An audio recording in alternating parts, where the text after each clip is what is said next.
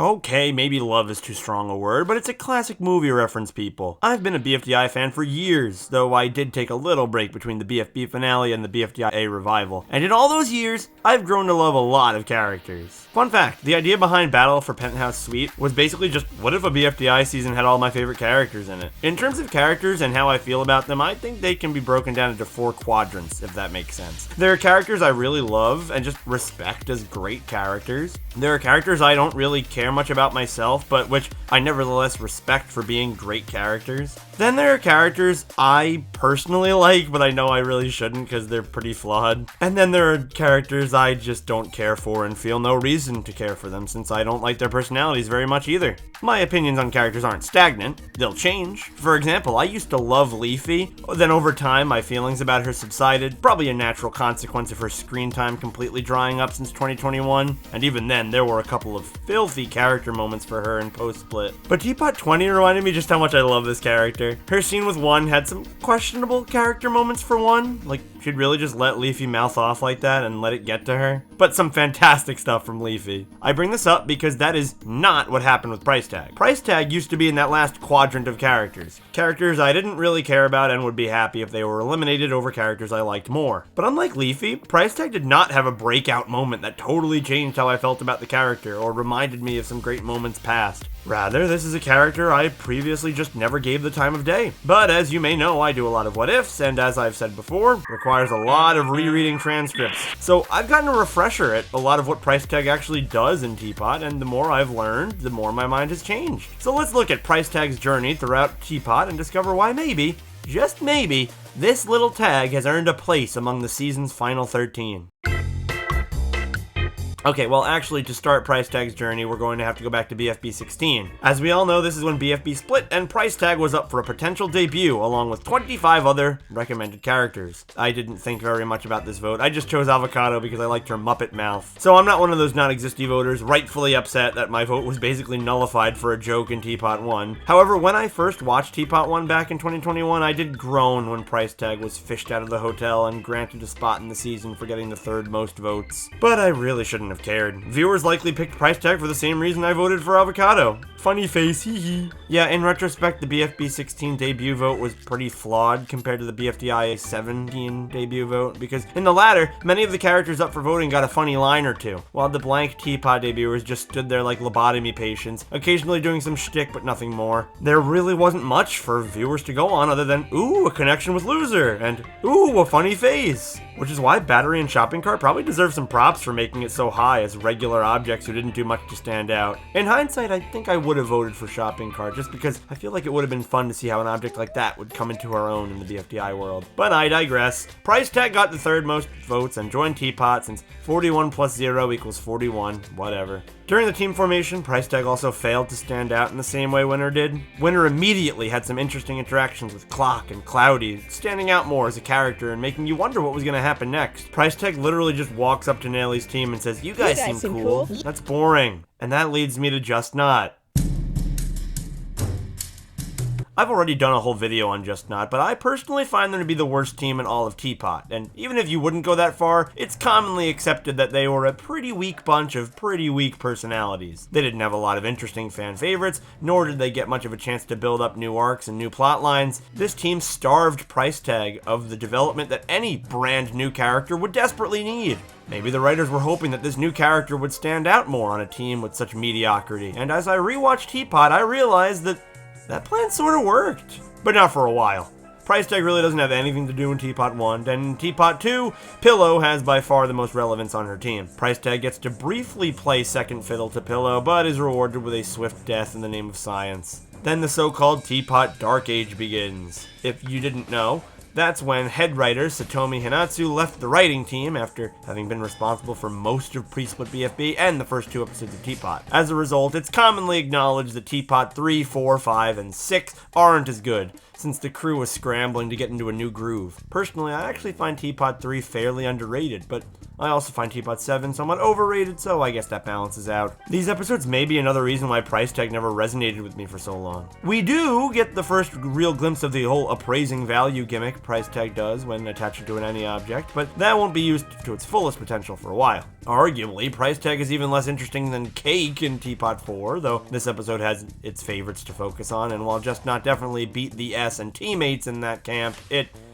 wasn't by much. In Teapot 5, price tag joins the rest of the team in following Pillow into the stratosphere and is rewarded by being killed. At some point during or before the events of Teapot 5, price tag also gets the rest of the team into Goikian Dragons. At least I assume this was price tag's doing. It never actually says how the team got into Goikian Dragons, but since price tag is the dungeon master, I guess that makes sense. So Teapot 6 sees the team go on a noble quest, and suddenly I realize this has just become the Just Not video again. Like I said in that video, the team just holds everyone back except for Pillow, who probably should have been held back at many points because that might have helped her level off her hate base a bit. But then came Teapot 7, and in my opinion, price tag really hasn't looked back since. It arguably started as early as Teapot 3, but Teapot 7 is really where price tag truly begins to develop a concrete personality, becoming sort of financially savvy. It makes sense, given that price tag has the ability to tell the value of objects just by attaching to them. Wait, if price tag attached to X, could we find out X's value? Anyway, this aspect of price tag really only shows up in Teapot 7 before the team swap in Teapot 12, but it's also clearly explored in Teapot 17. Book is usually seen as the standout member of Team 2 in this episode, and that's fair given that 8 years of tension between her and Pencil finally erupt. But I really like price tag's strategy in the eating contest, choosing to pawn off food every time Bottle walks away like a little cheater. I guess you'd call it the capitalist side of price tag's personality, first shows up in Teapot 3 with vouching for Cake's carnival prize idea, and every time the writers touch on it, I think it's a lot of fun. It gives the character something unique to do instead of standing around listening to more headstrong contestants. It's funny, but more importantly, it's something. It's a concrete aspect to price tag's personality, something that is often lacking on Just Not. Price tag's pawning, bartering, financially savvy personality instantly brings to mind another contestant. Yeah! However, there are some differences. Yellowface is a goofball who loudly, proudly, and often obnoxiously tries to sell his products to anyone around him. Price tag is a more shifty depiction of a salesperson, the kind to promise you how badly you need the product they're hawking even if you don't even know it yourself. It made the friendship that developed between them all the more natural, but I do like that as entertaining and fitting a personality trait this salesperson shtick is for price tag, it is by no means one defining trait.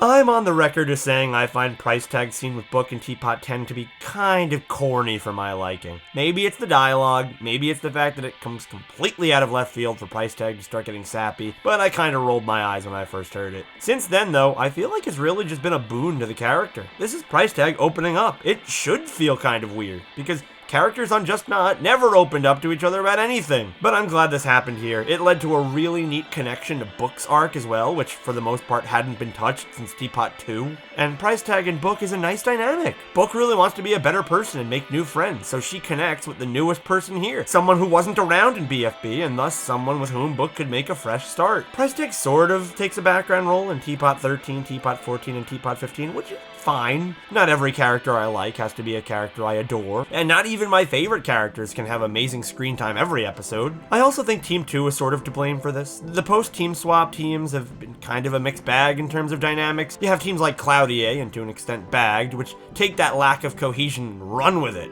I mean, Cloudier's members butting heads with each other and not working well has kind of become its whole theme. But then you have teams like Deathpact yet again, where its members were so loosely connected that all 3 new recruits were eliminated in quick succession with only a brief hint to a potential friendship between Pin and Tree. Team 2 is especially bad with this. You've got the duo of Snowball and Grassy, a duo of Book and Price Tag, with Ice Cube sort of on the outside looking in, hoping to maybe resolve that plot with her and Book. And then Eraser's there too, with no great inter-team dynamics other than maybe Snowball. Team 2's failure to be a cohesive unit leads to a lack of very interesting things for the team to do, especially early on in the second team phase. The writers only have Snowball interact with Grassy, and Price Tag basically only hangs out with Book. It might have been cool to see Price Tag try and mediate a reconciliation between Book and Ice Cube. Maybe that would have happened if Ice Cube hadn't been eliminated. I also like Price Tag's dynamic with Pencil a whole lot. It seems to me that having a genuine friendship again after so many years is what led Book to finally stand up to Pencil, realizing that that relationship was toxic.